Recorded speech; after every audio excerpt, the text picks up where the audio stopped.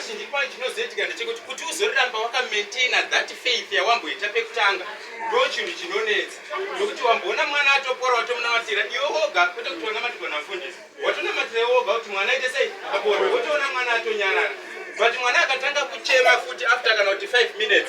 iwewe unobva waita sei you start to doubt yourself kutoti zvandanamata zviya saka munamato uya wanzwikwa here kana kuti hauna already kana panguva nedoubt faith hapachisina so chinofanira iwe unofanira kumaintaina your faith no matter what no matter how the situation is presenting itself unofanira kuramba wakaita sei wakamira pakutenda wakafokasa pana Mwari saka zvinoti izvo iwe chionoti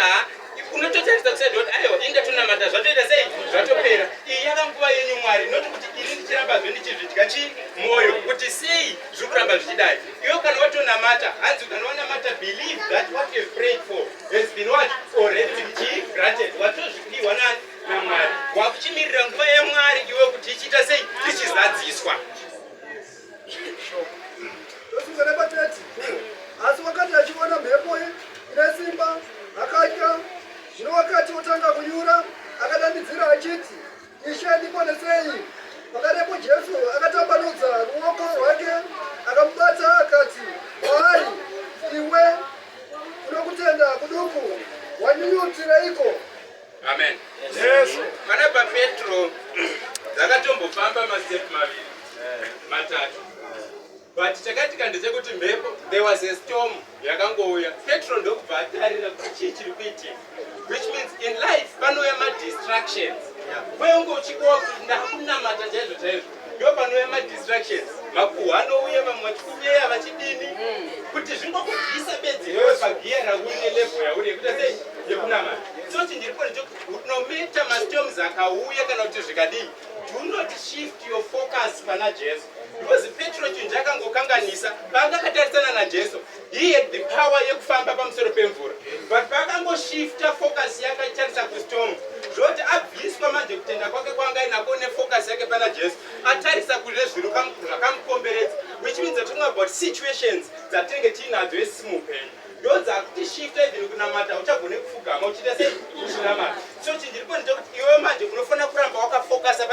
pana Jesu that's how we can be saved vanhu vaMwari 32 wakati wapinda mugwa mhepo ikanyarara ipapo vakanga vari mugwa vakamunamata vachiti zvirokwazvo ndimi mwanakomana waMwari vakati vayamukira mhiri alright saka chinjipo ndechekuti pana paPetro wakazosimudzwa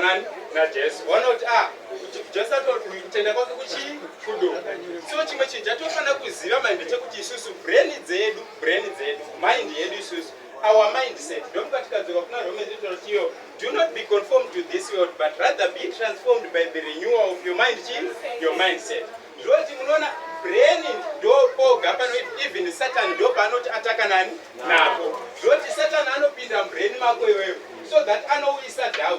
doubt is a substitute yefaith zvoti faith yako haisi simo kana mwoyo mako matova nedoubt kana mwoyo mako muine faith hapana doubt zvoti iwewe zvose zvaunoita unofanira kubhiliva kuti zvaita sei zvaitika so ndokodawo kutendawo